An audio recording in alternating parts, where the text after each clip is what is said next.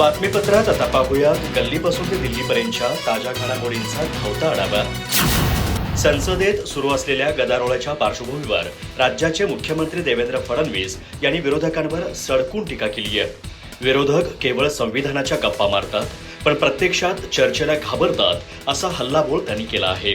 याचवेळी त्यांनी मुंबईकरांसाठी एक दिलासादायक बातमी देत मुंबई लोकलच्या आधुनिकीकरणाबाबत महत्त्वाची माहिती दिली आहे।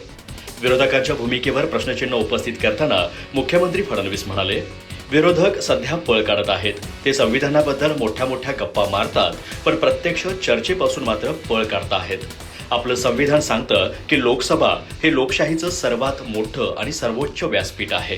तिथे कोणत्याही विषयावर सविस्तर चर्चा होणं हा लोकशाहीचा सर्वात महत्त्वाचा पैलू आहे। मात्र विरोधक सातत्याने या चर्चेला घाबरत आहेत, कारण त्यांना चांगलंच माहीत आहे की जर लोकसभेत चर्चा झाली तर त्यांचे दुहेरी मापदंड संपूर्ण देशासमोर उघड होतील। चर्चा झाली तर झारखंडच्या मुद्द्यावरही प्रश्न उपस्थित केले जातील आणि त्यांना त्यांच्या मौनाचं उत्तर द्यावंच लागेल। म्हणूनच ते पळ काढत आहेत असा टोला फडणवीसांनी लगावला। राजकीय घडामोडींवर भाष्य करण्याबरोबरच मुख्यमंत्री फडणवीस यांनी मुंबईच्या लोकलबद्दलही एक मोठी घोषणा केली आहे। या महत्त्वपूर्ण निर्णयासाठी त्यांनी केंद्र सरकारचे आभार मानले। ते म्हणाले, मी देशाचे पंतप्रधान नरेंद्र मोदी आणि केंद्रीय रेल्वे मंत्री अश्विनी वैष्णव यांचे मनपूर्वक आभार मानतो। मुंबई उपनगरीय रेल्वेच्या लोकलच्या डब्यांचे आधुनिकीकरण केलं जावं असा निर्णय आम्ही यापूर्वीच घेतला होता। मुंबईकरांना आता मेट्रो ट्रेन सारखेच आधुनिक, अत्यंत स्वच्छ आणि वातानुकूलित डबे मिळावेत ही आमची इच्छा होती। या संदर्भात आता सकारात्मक निर्णय घेण्यात आला आहे। या संपूर्ण प्रक्रियेला थोडा वेळ नक्कीच लागत होता, पण आता हा मार्ग मोकळा झाला आहे। महाराष्ट्र राज्यमार्ग परिवहन महामंडळाच्या प्रवाशांना अधिक सुलभ, सुरक्षित आणि डिजिटल प्रवासाचा अनुभव देण्यासाठी सुरू करण्यात आलेल्या NCMC स्मार्ट कार्डला संपूर्ण राज्यभरातून अभूतपूर्व प्रतिसाद मिळतोय। 12 ऑगस्ट 2026 पर्यंत राज्यातील 1,01,73,838 प्रवाशांनी या कार्डसाठी नोंदणी केली असून त्यापैकी 64,91,065 कार्ड प्रत्यक्ष सक्रिय झाली आहेत, अशी माहिती राज्याचे परिवहन मंत्री तथा ST महामंडळाचे अध्यक्ष प्रताप सरनाईक यांनी दिली आहे। ST प्रवासातील तिकीट व्यवहार अधिक सुलभ आणि कॅशलेस करण्याच्या दृष्टीने महामंडळाने हे महत्त्वाचं पाऊल उचललंय। सध्या महिला, ज्येष्ठ नागरिक आणि अमृत ज्येष्ठ नागरिक यांना NCMC स्मार्ट कार्डचं वितरण केलं जात आहे। येत्या 1 सप्टेंबर 2026 पासून महिला, ज्येष्ठ नागरिक आणि अमृत ज्येष्ठ नागरिकांना मिळणाऱ्या सवलतींच्या प्रवासासाठी NCMC स्मार्ट कार्ड पूर्णपणे अनिवार्य करण्यात येणार आहे। त्यामुळे अद्याप नोंदणी न केलेल्या सर्व पात्र लाभार्थ्यांनी लवकरात लवकर NCMC स्मार्ट कार्ड मिळवून घ्यावं असं आवाहन ST महामंडळानं केलं आहे। विद्यार्थ्यांच्या सोयीसाठी ST महामंडळाने विशेष मोहीम हाती घेतली आहे।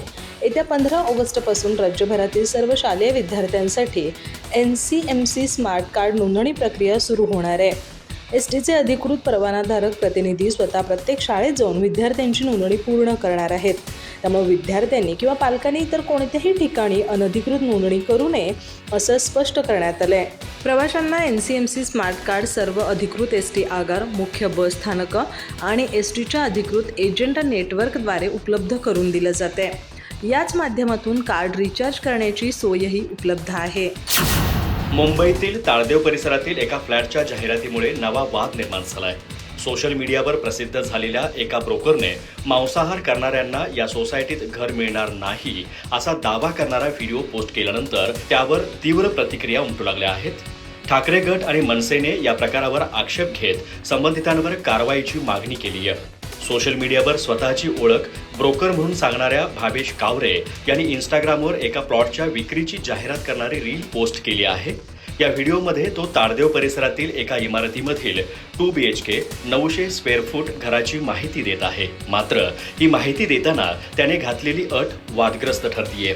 व्हिडिओमध्ये भावेश म्हणतात, तुम्ही प्युअर शाकाहारी असाल तरच कॉल करा। इथे ताळदेवमध्ये 2 BHK घर उपलब्ध आहे, ज्याचा कार्पेट एरिया 900 स्क्वेअर फूट आहे। पण जर तुम्ही मांसाहार करत असाल तर तुम्हाला इथे घर मिळणार नाही। शाकाहारी असाल तर तुमचं नक्कीच स्वागत आहे।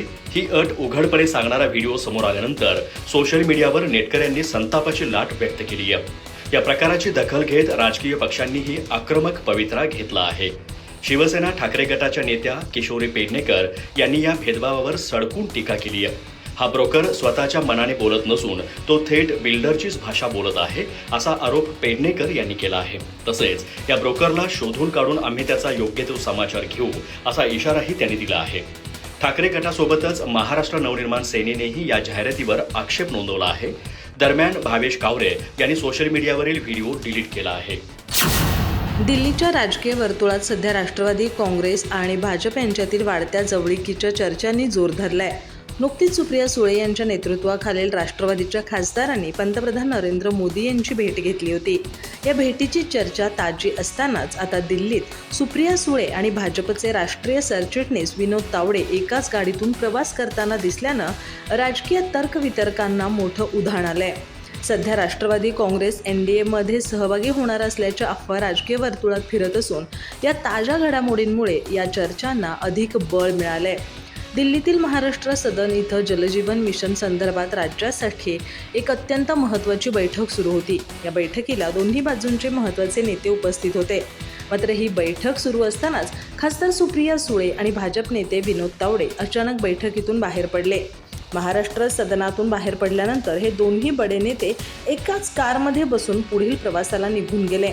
शरद पवारांच्या पक्षात कोणतेही धोरणात्मक निर्णय घेण्यामागे सुप्रिया सुळेंचा मोठा प्रभाव असतो, तर विनोद तावडे हे भाजपच्या राष्ट्रीय पातळीवरील कोअर कमिटीतील अतिशय महत्त्वाचे नेते आहेत. या दोन नेत्यांच्या एकत्रित प्रवासामुळे राजकीय वर्तुळात अनेक अर्थ काढले जात आहेत. या घटनेनंतर राजकीय चर्चा सुरू होताच नेत्यांकडून स्पष्टीकरण देण्यात आलं. अमोल कोल्हे म्हणाले, सुप्रिया सुळे आणि विनोद तावडे हे संसदेच्या केवळ एका दुसऱ्या बैठकीला जात होते. यात कोणताही राजकीय अर्थ काढण्याची आवश्यकता नाही. तर सुनील तटकरे म्हणाले, दोन्ही नेत्यांची स्टँडिंग कमिटीची बैठक एकाच वेळी असल्यानं ते एकत्रितपणे गेले असावेत. राज्यातील प्रलंबित पालकमंत्री नियुक्त्यांबाबत पुन्हा एकदा चर्चा रंगली असताना शिवसेना शिंदे गट नेते आणि आमदार भरत गोगावले यांनी रायगडच्या पालकमंत्री पदाबाबत महत्त्वाचे संकेत दिले आहेत. पुढील 2 दिवसांमध्ये याबाबत निर्णय होऊ शकतो असा विश्वास व्यक्त करताना त्यांनी आपण अद्यापही आशावादी असल्याचं म्हटलं आहे. त्यामुळे रायगडच्या पालकमंत्री पदाच्या प्रश्नावर लवकरच पडदा पडण्याची शक्यता व्यक्त केली जाते. माध्यमांशी संवाद साधताना भरत गोगावले म्हणाले की अजून 2 दिवस बाकी आहेत. त्या कालावधीत निर्णय होऊ शकतो. जे ठरलं आहे ते ठरलं आहे. त्यात कोणती अडचण आहे असं मला वाटत नाही. मात्र याबाबत अंतिम माहिती उपमुख्यमंत्री एकनाथ शिंदे यांच्याशी चर्चा करूनच सांगू शकतो.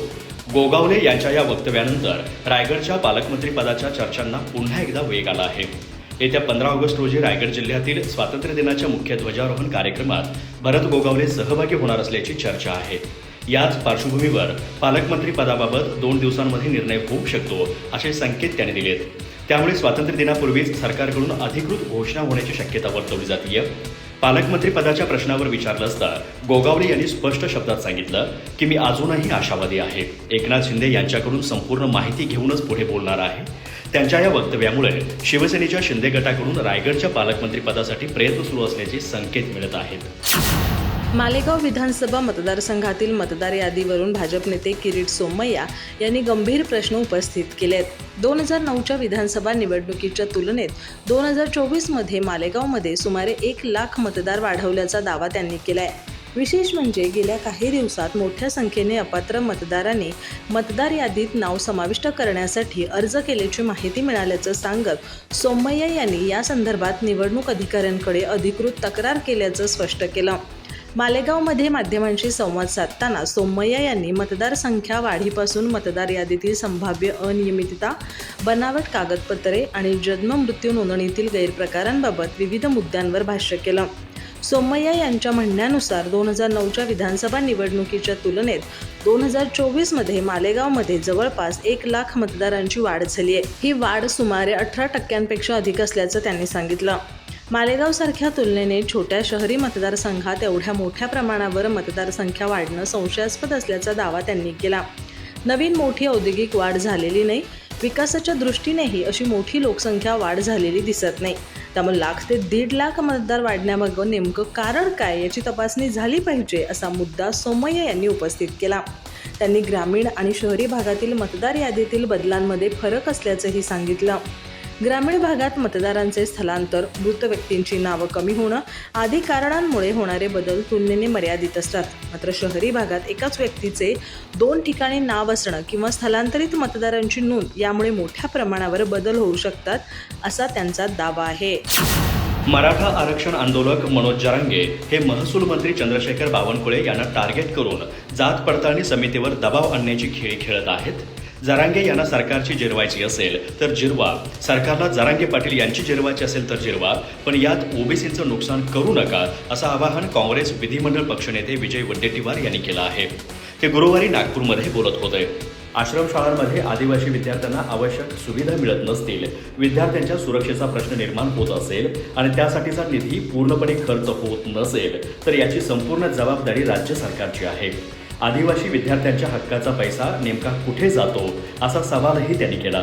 मराठा आरक्षण आंदोलक मनोज जरांगे पाटील हे महसूल मंत्री बावनकुळे यांच्यावर टीका करत आहेत. यावर बोलताना वडेट्टीवार म्हणाले की जात पडताळणी समित्यांवर दबाव आणून प्रमाणपत्रांना मंजुरी मिळवून देण्याचा हा प्रयत्न आहे. जात पडताळणी समित्यांवर कोणताही राजकीय दबाव असता कामा नये. महसूल मंत्र्यांना टार्गेट करून जात पडताळणी समितीवर दबाव आणण्याची ही खेळी असल्याचं वडेट्टीवार म्हणाले. मराठा आरक्षणाच्या मागणीसाठी मनोज जरांगे पाटील यांना आंदोलन करायचं असेल तर त्यांनी आंदोलन करावं, सरकारला जाब विचारायचा असेल तर विचारावा. मात्र या संघर्षात ओबीसी समाजाच्या आरक्षणाचं नुकसान होता कामा नये. जरांगे यांना सरकारची जिरवायची असेल तर जिरवा, सरकारला जरांगे पाटील यांची जिरवायची असेल तर जिरवा, पण यात ओबीसीचं नुकसान करू नका, अशी भूमिका वडेट्टीवार यांनी मांडली आहे. शिवसेना हा विचारांवर चालणारा पक्ष आहे. तो पैशाने विकत घेता येत नाही. त्यामुळे राऊतांनी याचा हिशोब दिला पाहिजे की उभाटा गट काँग्रेसला किती हजार कोटी रुपयांमध्ये विकला. राहुल गांधी आणि सोनिया गांधी यांच्या दावणीला उभाटा बांधण्यासाठी उद्धव ठाकरेंची किती हजार कोटींची डील झाली, त्यासाठी राऊतांनी किती दलाली घेतली, याचा हिशोब संजय राऊत यांनी द्यावा, असं भाजपचे मुख्य प्रवक्ते नवनाथ बन यांनी म्हटलंय. नवनाथ बन म्हणाले की सुप्रीम कोर्टात खरी शिवसेना कोणाची यावर युक्तिवाद सुरू आहे आणि संजय राऊत यांना कपिल सिब्बल यांचा युक्तिवाद ऐकून उकळ्या फुटत आहेत.